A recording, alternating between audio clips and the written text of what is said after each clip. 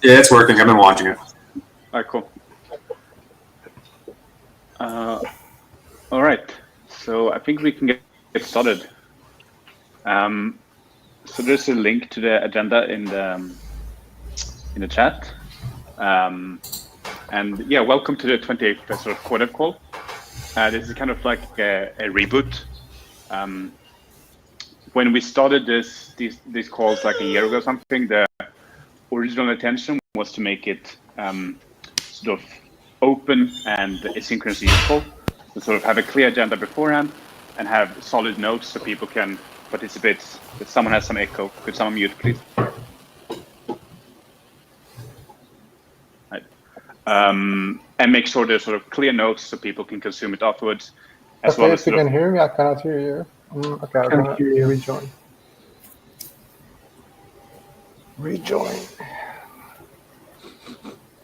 All right, I'll just keep going.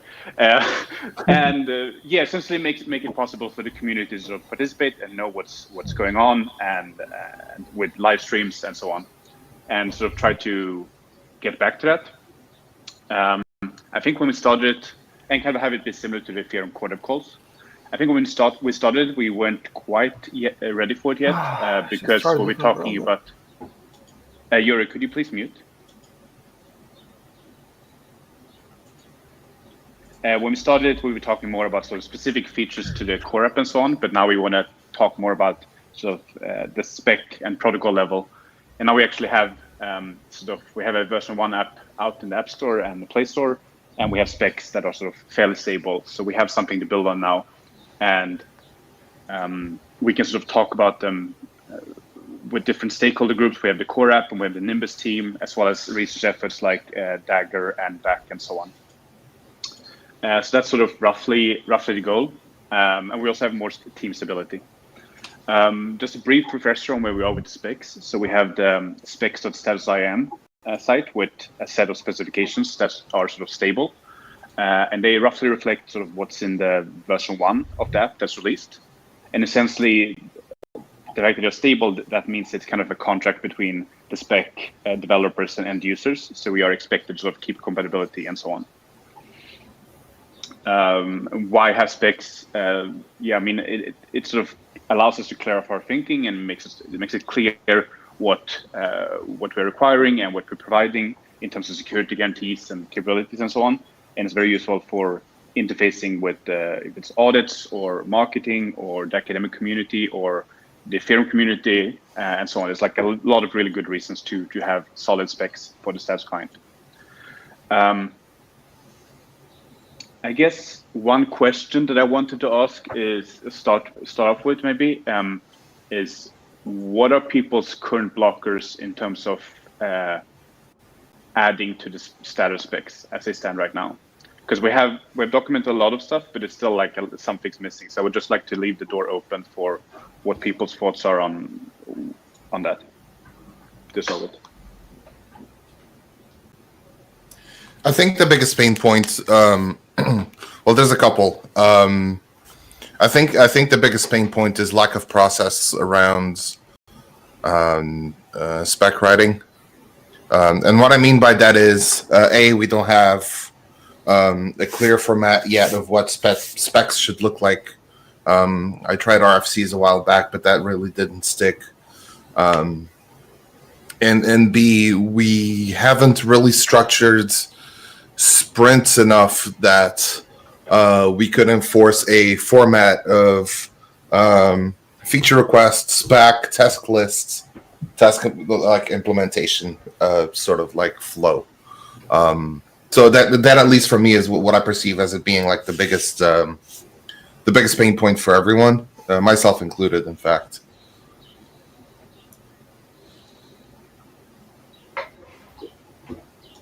Another issue. Sorry. So another issue I think that makes writing specs a bit more difficult is that often there are discrepancies between specs and implementation. So say, regardless of which one you start with, say that you start with specs, then you go into implementation, then you need to revise the specs because, like you suddenly discovered that something's a bit different. And sometimes there's a bit of pressure to get things out, so, like you want to get this feature out. And so there's not much time to basically go back to the specs. As soon as it's out, you're going to get bug reports, you might change things and so on and so forth. So I think that leads to a bit of, like specs being left behind, generally speaking. And so one way to overcome this is to get protocol changes out as quickly as possible, but do not release it. So like the change might be in the app, and it can be used through some means. So it can be tested on real devices and it can be used somehow, but like it's not maybe available to users, or it's only available to users through a toggle. So that we are free to change both specs and implementation without rushing too much. I mean that buffer maybe will help us to be able to focus a bit on specs a bit more. That's all. With saying that specs don't really have a standard, what do you mean by that? Because, I mean, within VAC and status, we have more than like 10 specifications right now that follow a pretty common layout and standard. I mean, within VAC, you're defining a spec for protocol. Like, those are very different from writing a spec for a feature and how a feature should work, right? I don't think a feature requires the same level of and correct me if I'm wrong, but I don't think a feature requires the same level of scientific exactitude as a protocol spec requires. Basically, I would agree with that. I think, at least to my mind, we are mostly concerned right now, anyway, about with sort of protocol specifications. So essentially, what you need to do to make a compatible status client that has sort of the feature set that we define status clients to have at a sort of interface level. Mm-hmm. I agree with you that like documentation for specific implementations might look different, and there's definitely like some difference in terms of specific features that you could argue are not really part of the protocol spec, but more like something that just a specific client has. But yeah. To me, this is more about sort of the protocol layer. Okay. At least that's how I think about it. Maybe people have different thoughts. Another thing is that while it's true that like we sort of have a way to write specs in VAC, I don't think that is structured enough. As there's quite a lot of diversity in our specs, within our specs, and different point of views on how specs should be. And I think having a bit more of a template might help and encourage people who maybe haven't written specs yet, or I'm not sure about how to write them. Just make it easier as well for other people to jump from one spec to the other, because I don't think they're very consistent. As well, like we don't do sanity check. Can I re-implement a client just by following the specs? We realized recently with VAC spec that wouldn't have been the case. There are some places where that's not so clear.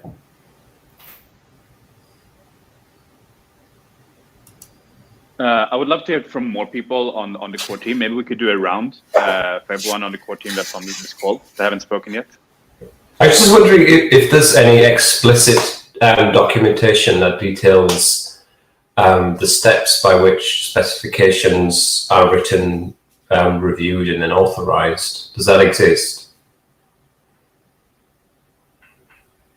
Right now, the workflow is fairly lightweight. I mean, it's essentially open an issue and a pull request to the specs repo, and then people in the protocol group and like whoever sort of is concerned with it, reviewing it, and then attaching sort of a specific life cycle state to it, depending on how far along, if it's like an ID or if it's in production, and so on. That's roughly the process. It's not, and then the idea is also to use these calls to sort of discuss specific issues and PRs and make decisions on them. So that's what we're trying to formalize. We have previously done it more with the protocol sort of group, but it's very lightweight. Okay. Yeah. Because personally, I mean, so I'm the noob in the team, and I think one thing that I find possibly that would help more with this sort of thing is maybe just explicit steps to just, well, basically formalization, I suppose, of what. So it's open, that's great. I suppose that then the next question for anybody that wants to contribute would be, well, then what do I do? So I think for me that would right now is the major blocker. What do you think is missing from the, like, essentially creating an issue of something that you would like to improve or some bug you would like to address, and then creating a pull request? Like what parts of that would you like to see more formalized? So there's so it's not so much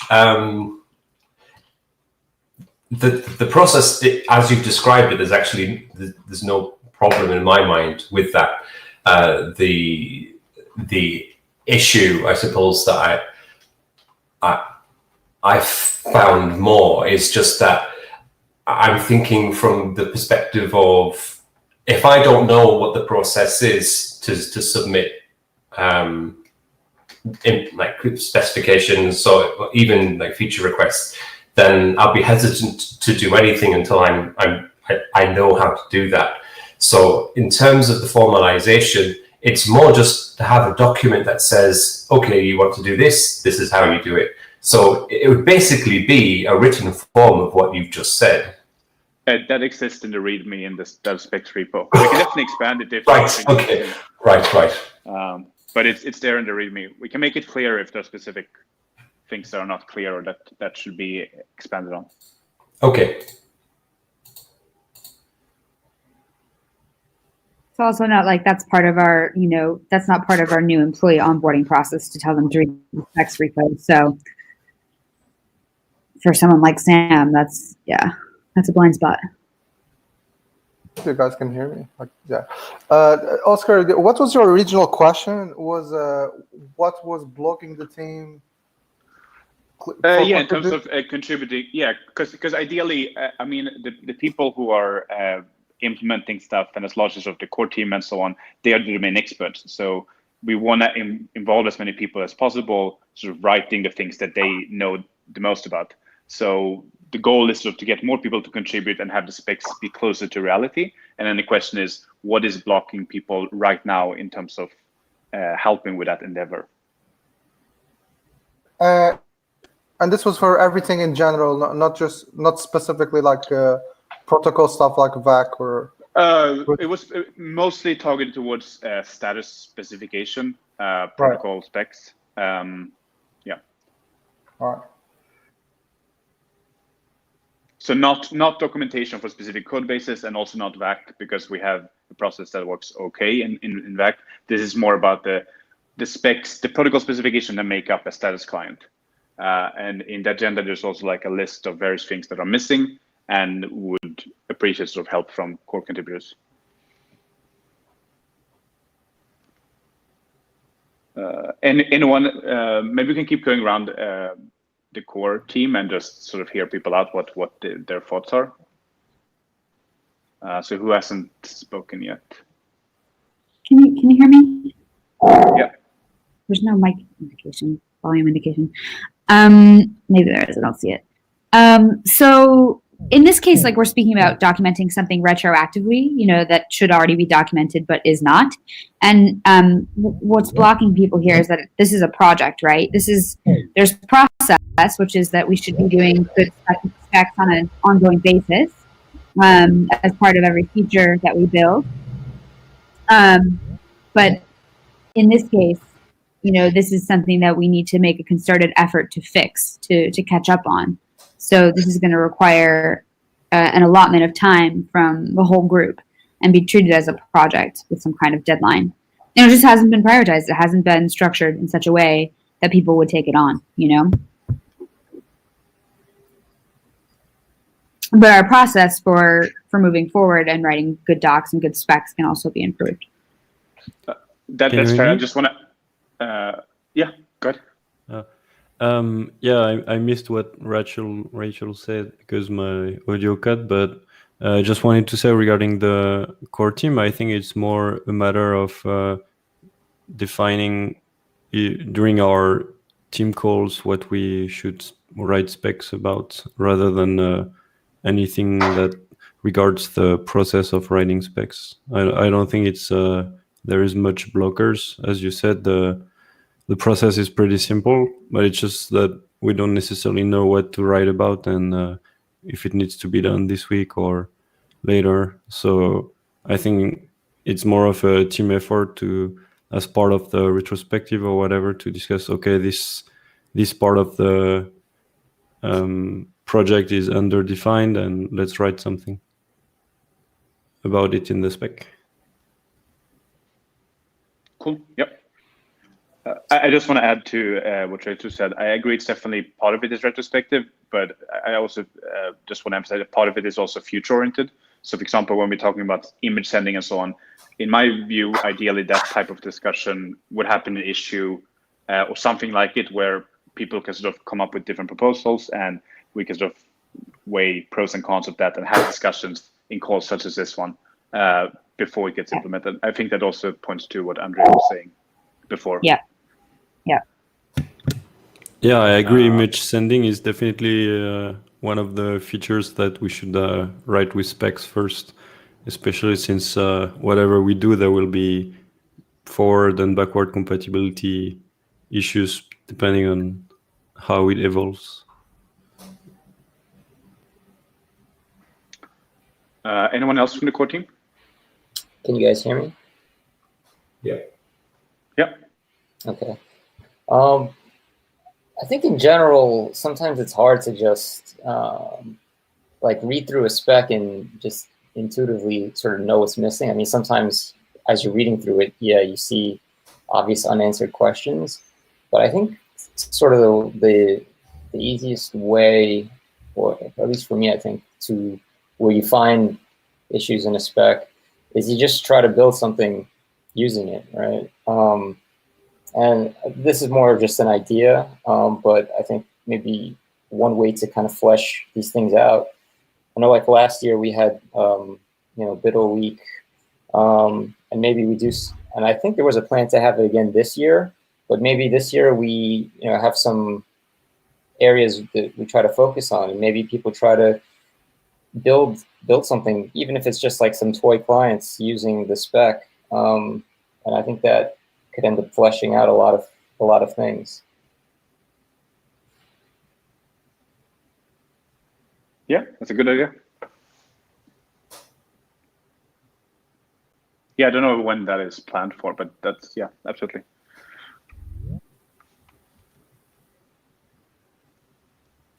Anyone else? I can't see you on the call. Someone who whoever is in the core team who hasn't spoken yet,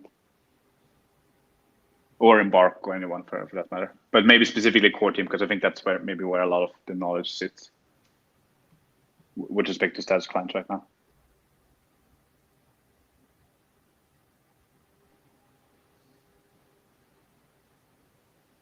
Andre, maybe? See here? No, I actually. Andre's computer is dying, I think, right now. Oh. Okay. Something about Jakobs and putting a Bitcoin miner in Jitsi. Okay. Do we have anyone else? Jesus Christ. You gotta get your share. Okay, cool. Never mind. No Bitcoin mining. Anyone who hasn't spoken yet? Or anyone who has spoken before but has something to add?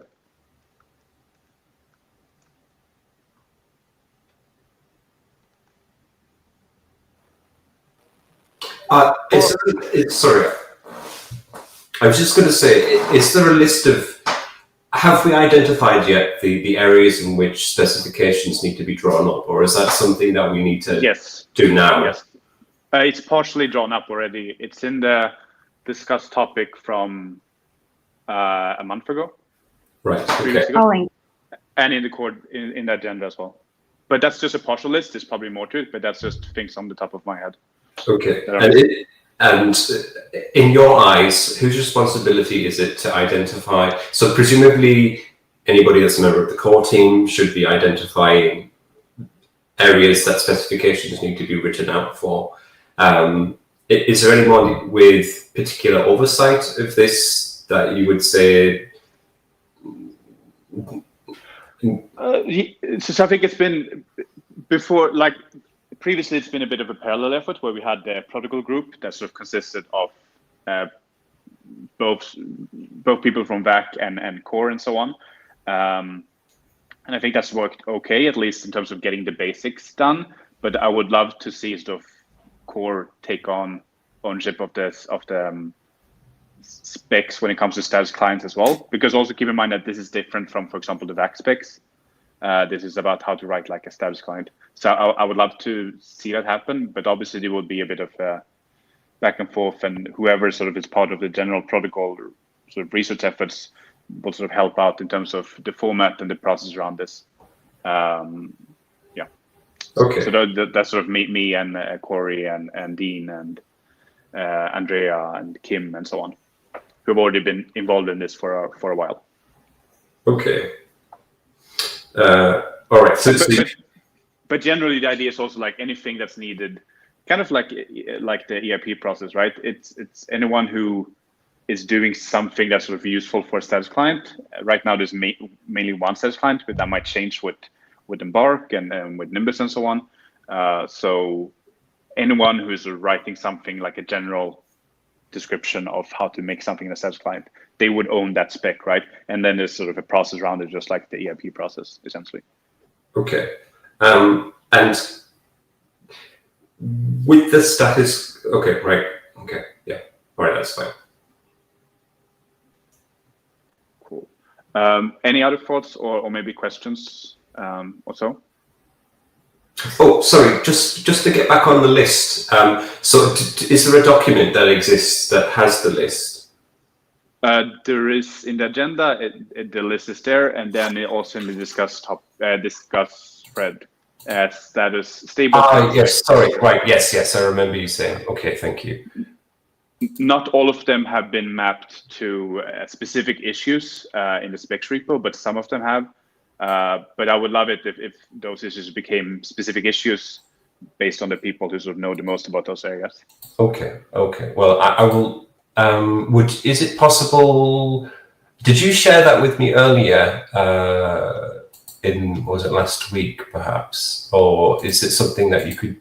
Are you able to share that right now? Yeah, it's in the chat. In the chat here. Are you in the chat? Thanks. I've got notes too, Hester. Sorry, I didn't say that beforehand. Yeah, no worries. Helps Great. my thinking. Perfect. Okay, I will find the chat and then I will look at it. Cool. Anything else? General Q&A thoughts. If not, then I think Rachel. Do you want to go ahead with? I added you on the mini workshop. Yeah. Yeah. No workshop. I just wanted to share and I don't know if this is actually going to be relevant for writing protocol specs, but just a suggestion for bare minimum requirements for anything that we're building that you would want to document as part of your workflow would be. I really should templatize this. I don't really have a lot to share today because I think that we need to assign people to different sections here and just have them work based off of what we've already done. But for anything we build, wouldn't we want to document each function that you've written, main purpose of every function that you've written, any feature to-dos that could make a function better, and then anything to do with third-party libraries, tools, services, describing what it is, why we need it, why it's chosen, and it's chosen over other alternatives. Are we making the distinction between specifications and documentation here, or are we just talking generally now about documentation? I'm speaking more from a documentation perspective. Okay. Well, I agree actually. So this morning I've opened I think up. that, yeah. Go ahead. Sorry, I didn't mean to interrupt. No, you didn't. So what I've started, I'll talk a little bit about what I've started. If we're talking about documentation now and not just specification necessarily, on the status quo repository, we have a lot of packages, and most of them don't have documentation. And if they do have documentation, in my eyes, it's not. It's to be honest, I wouldn't really say fit for purpose. So to take somebody with zero knowledge up to workable knowledge of the code base. So I'm pretty certain that the team is probably already well aware, and this is not a criticism, because I understand whenever you're building something out, you will get to the point where you have to make a decision about if you've got time to spend, whether you're building functionality or whether you're writing documentation, and almost always the priority goes to the functionality. But I think at this stage, the code base is at a mature enough stage that without documentation, future development almost becomes impossible. So what I've done is I've opened up one issue for just one package, and that's the package that I've actually been working on since basically I started. My plan for this is to actually roll out a new issue after every package has been either refactored or been documented to a well enough degree that somebody with zero knowledge of the repository can read that and then get up to a relevant level of competency with the functionality, or at least the expected functionality of that particular package. So I don't know if we need to build a roadmap out for that. I was just testing the waters actually at the moment with this particular approach, but it seems like if we're talking about documentation and specification at this time, then it might be a good time for us to discuss this approach. I think that's a great thing. I think that maybe for the purpose of this call, we could sort of fork the discussion around documentation for specific implementations to a core specific call, because I'm not sure it's relevant to everyone here. Okay, that's fine. But it's a fair point, and I think it's good to bring it up, and hopefully we can follow up from that in the context of core in some way. Yep, there's an issue that exists now, so we can put all of that conversation into that issue conversation. Cool. Sounds great. Good. Yeah, good. No, I was just going to say, with regard to specs, it's a little bit more complicated than templatizing.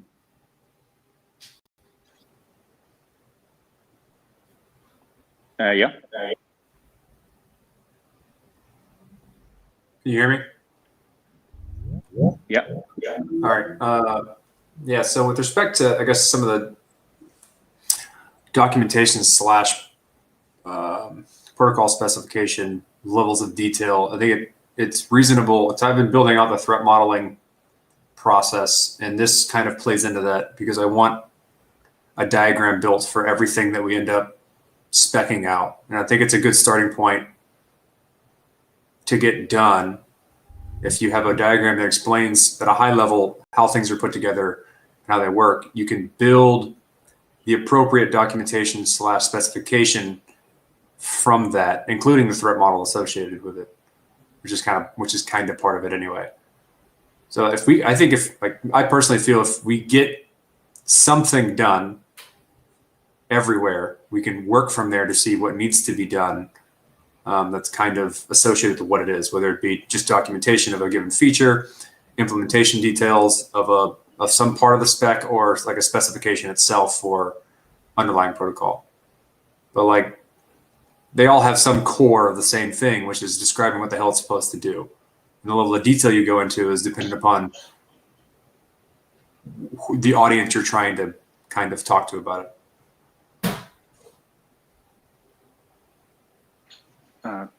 Cool. Can I suggest that we go into specific issues? Yeah. Yeah. All right, cool. I just thought I wasn't sure. Wanted to say that out. Yeah. No, that's good.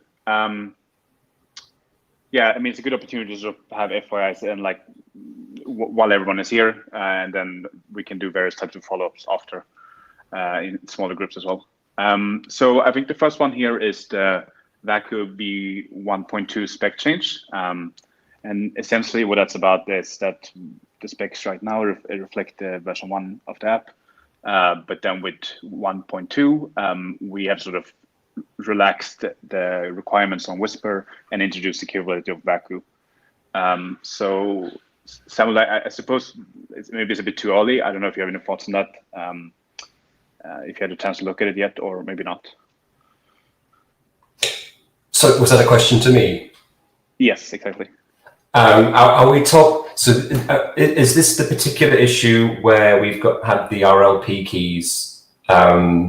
No, it's not that. Is this the one we talked about after? I don't. Okay. Yeah. Sorry. Well, okay. Yes. So I haven't actually had time to read. So this is the Waku 0 specs that you shared with me. Yeah, exactly. So the goal is that in the status specs, we wanted to reflect that you can use Vacuum and you don't have to use Whisper anymore. That makes complete sense. I just wanted to check. It's just, yeah. Yeah. So I am a little bit behind on the curve on. So I have read the issue that you've shared with me, and I I've also been trying to catch up with just the. To be honest, a lot of my attention has been focused on getting up to speed and also. That's completely fine. So I didn't mean to put you on the spot. We can talk about this offline maybe, or if you're blocked in some way, and then we can bring it up again in at the next call. Does that sound good? That sounds great to me. Yes, thank you. All right, cool. And then there are other things, to item 5. So things that are already in version 1 or 1.2. So there is a list here. Has anyone made any progress on anything in that list? Open question to core.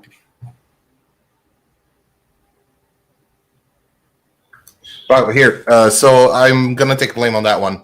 I was going to hand out some work and do some prep work for the team last week, so we can assign the issues to the people that have most relevant knowledge of what's going to be spec'd.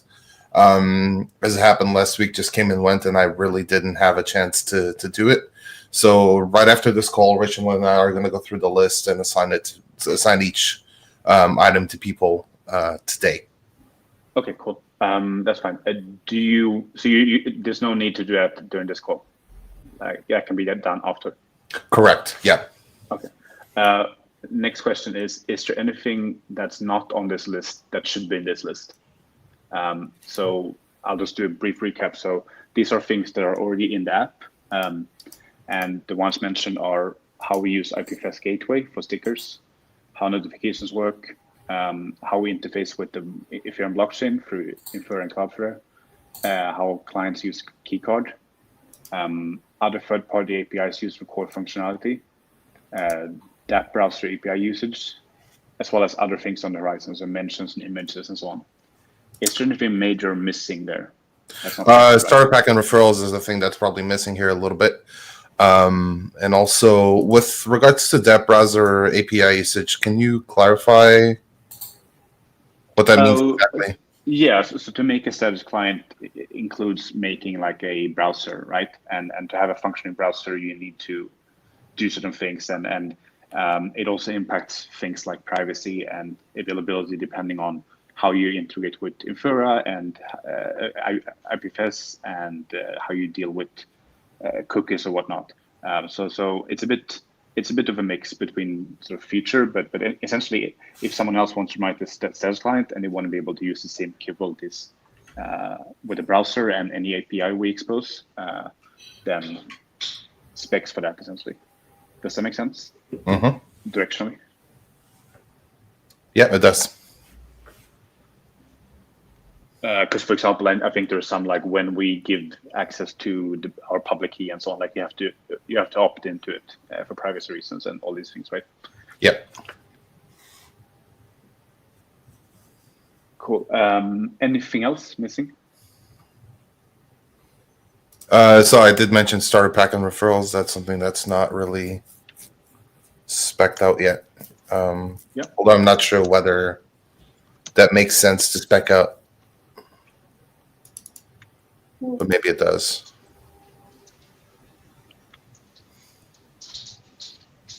We do have.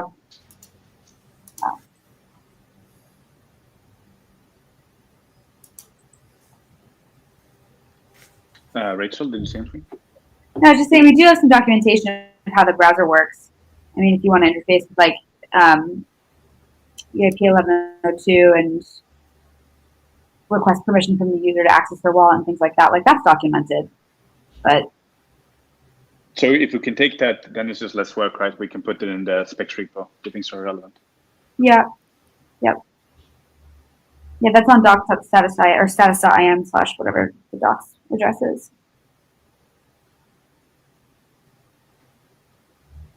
Okay. Anything else on that? Okay. Next up is wall/book of shame, and this is Corey. Yep.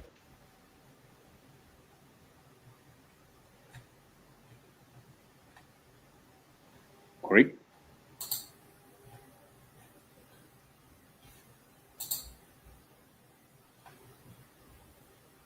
Okay. Can you guys hear me? I can. It's offline.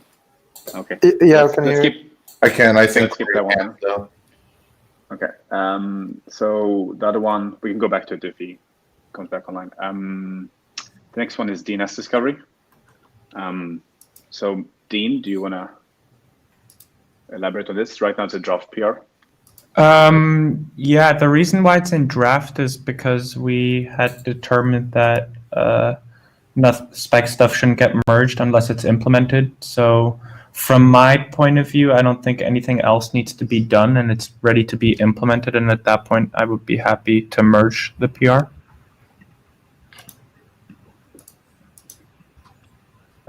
So what are the concerns? Yeah, go ahead. I was going to ask, have we? So I know that there were some estimates in regards to how much capacity DNS Discovery will add. Has there been any effort made into proving or disproving those numbers? Not in that particular, not from my end, no. Okay. Not to my knowledge. I think that would be based on user acquisition and then looking at how our cluster performs and so on. Okay. So I would imagine that would be a core/core infra check. But algorithmically, I think you would still hit that at some point. But yeah, then it becomes a prioritization issue as well. Okay. Cool. Are there any concerns in terms of spec and implementing that, or steps that we have to take further before we can move with this?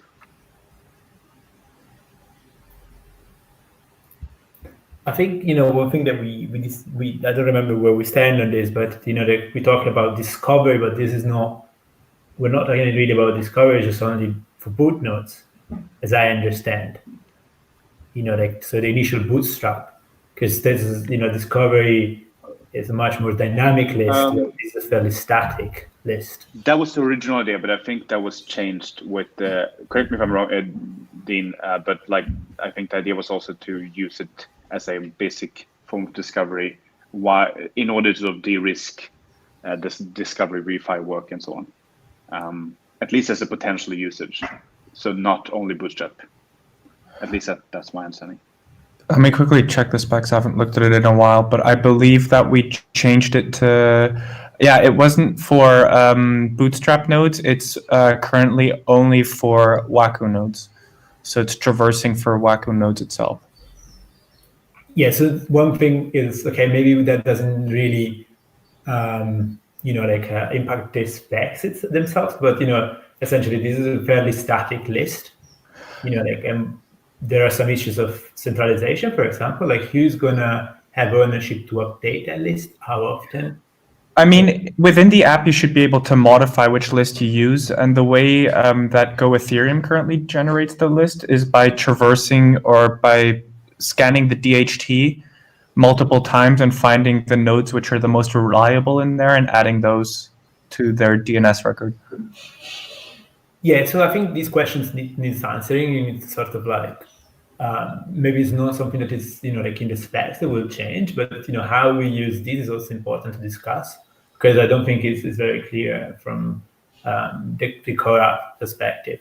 And so before we do any implementation, we need to understand how to use it, what the advantages are going to be, and what the disadvantages will be. Because at the moment, it's not clear how we're going to use it. So that's something probably to do with core. Okay. So what do people suggest in terms of specific next steps? I'd say that who will push that? In terms of specific spec, I'm just saying that it will just need to be probably prioritized by someone else. And we probably need to dedicate some effort to this. That's all. Is it in part of the core roadmap, or or should we leave it? I mean, it's fine also to just leave it as draft. It's just about being explicit about the decision. So it's it is part of the core roadmap, just not anytime soon. We have group chat and notifications coming up. We have key card coming up. We have starter pack and referrals coming up. So because capacity is still not an issue that we foresee hitting in the near future, like we're trying to balance things that would give us capacity problems so that we can address the capacity, if that makes sense. I'm trying to solve problems when I need to solve them. That makes complete sense. So maybe we should mark it as a raw or draft, and then pending it being prioritized to push it further, and then we can merge it as a raw or draft PR for now, perhaps.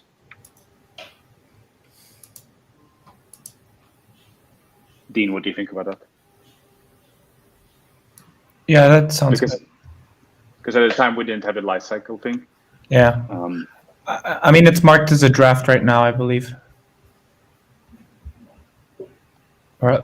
So is there an implementation that maps to that specific spec in terms of fetching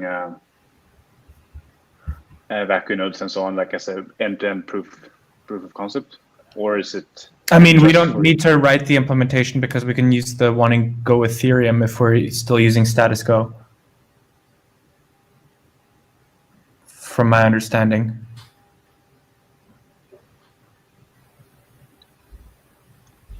Unless we want to get it into... Yeah, but I think...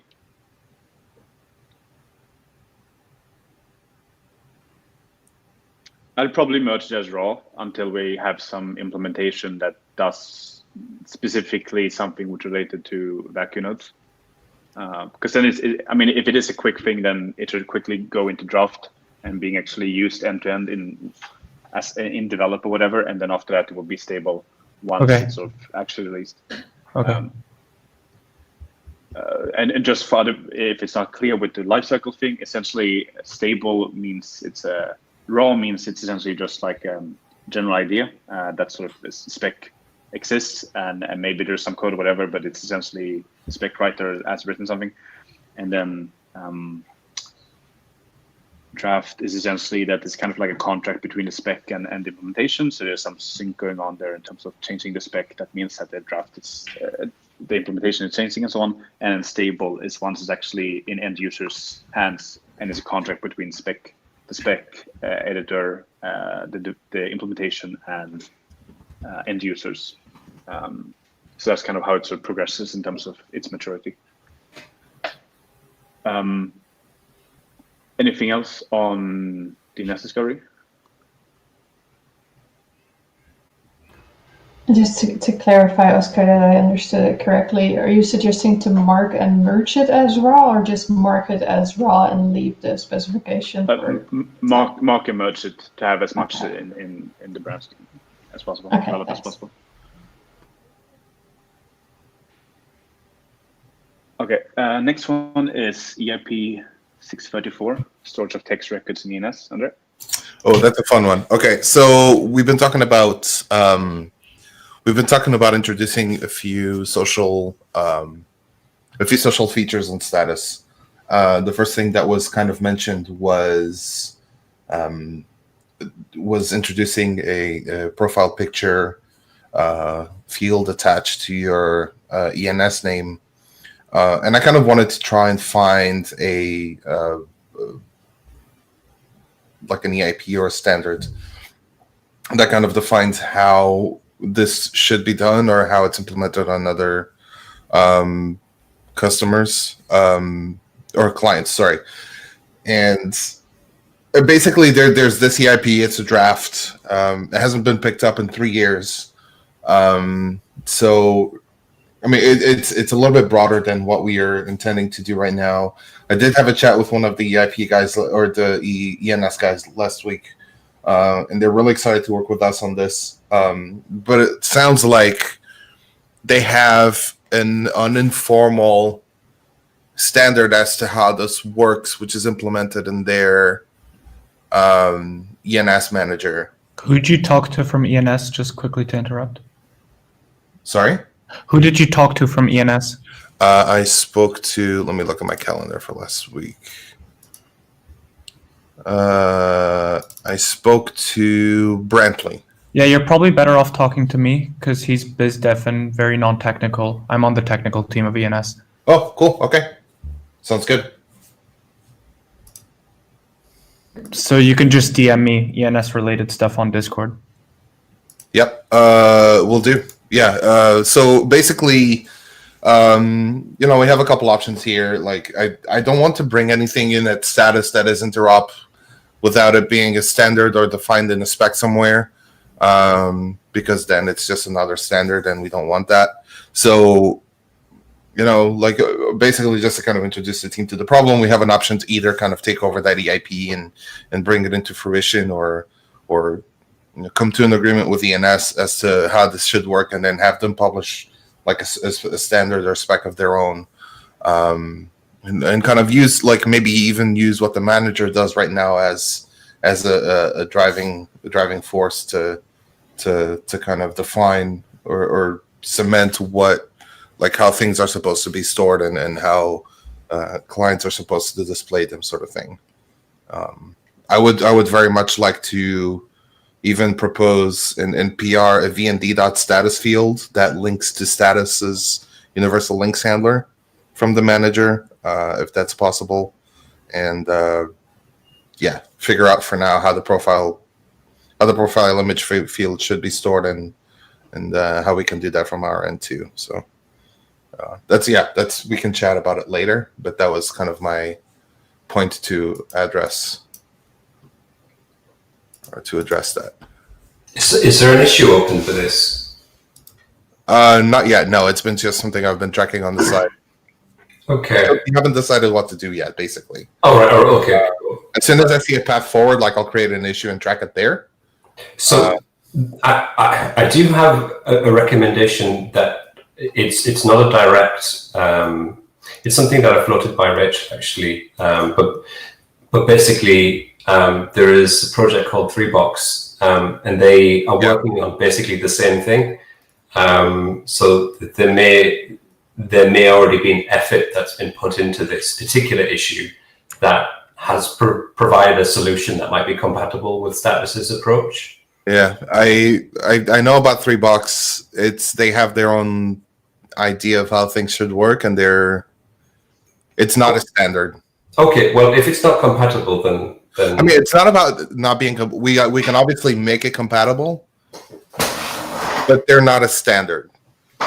No, I understand. They're not a standard. They have an implementation, but they're also an active project that are working towards the same goal. So whether or not the specification exists, I suppose, or a standard exists, is a separate issue. But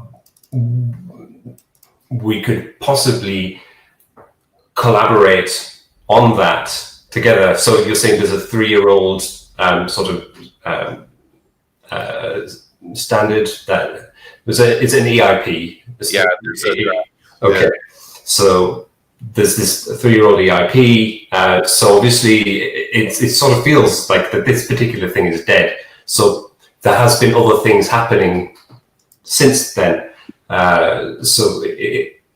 If somebody has already implemented technology, anyway, this is probably a chat for another time. But in terms of solutions that might have already been created, there is an avenue.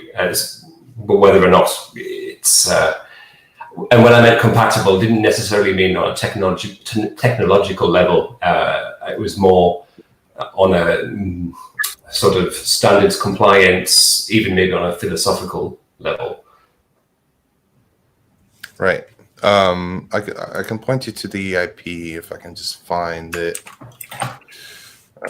6. Yeah, there we go. So basically,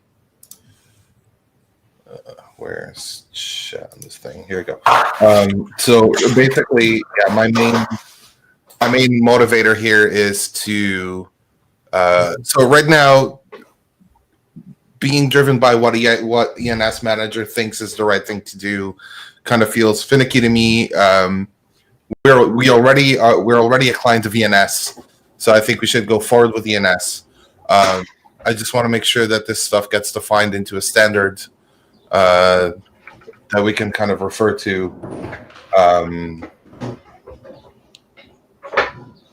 So that we can move forward and not, have breakage in the future. This being a draft kind of makes me nervous because it can change at any time. So yeah, that's kind of what I'm. Yeah. Okay. Yeah, I see. I was sorry. I was just quickly reading through what you've shared with me. About the EIP being a draft, I feel like most EIPs end up being a draft because no one actually updates the state of them. Mm-hmm. Like ERC20, I think, is still in a draft as well. So the likelihood of it actually changing is probably pretty low. No one's just actually set it to finalized. I can message Rick Moo about it though. Yeah, that'd be great. Because then we can just agree. Like, for example, the avatar. Yeah, the avatar is the URL to an image. We have a suggestion about that, but maybe there's no point changing it. So, as long as it gets changed into like a standard, I'm happy to move forward with the work. Just anything that says draft makes me nervous. I'll quickly message Richard Moore. Yeah, that'd be great. I've got the sense from a draft this old that we would be the main drivers of it. So any change would probably come from us at this stage. In conjunction with ENS, which seems to follow what the draft suggests. Okay. Is there anything else, like in specific decision we want to make in this call? Or yeah, let's follow up later. I think we can move on. All right, cool. So I think that's it, unless someone has any final. I'm here. You can hear me. Can you hear me? Comments? Yeah, loud and clear. All right. The book wall shape stuff. I'd like to make sure we have a place that people can go to see what we have posted, what the current wall of shame is, and the things that we've done to fix the previous issues that we've had. What is the current state of the wall/book of shame? The current state is that it's a huge ass discuss thread that I posted whenever it was, and then some of those issues got turned into GitHub issues and prioritized, and that's it. Where should this live? I think anything addressable or actionable should live as a GitHub issue that's tracked and prioritized. And anything else is just going to fall through the cracks. Yeah, like I feel like there should be some public-facing thing that gives a current view on what our. That can be a label on GitHub. I think we have a label wall of shame on GitHub. I think the thing is just that the current list we have is huge. So you would have to, if you want to have all of those items, you would have to create a lot of GitHub issues. That's fine. Yeah. Okay. Sure. I don't mind having lots of issues as long as we can look at them and prioritize them. And it doesn't get any more public than what we have right now anyways. So I feel that issues are easier to navigate because you can actually see what the conversation has been around each one of them and what the state is.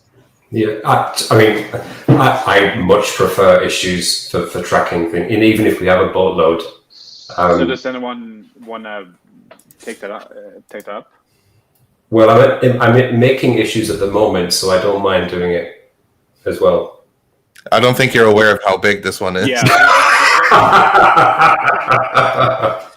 I'll let you. I mean, Petty, do you want to take this and turn it into issues, or should we? Yeah, I'll try and work on it this week to see throw Samuel into the wolves' pit. Yeah, you should have just let me do it, and then.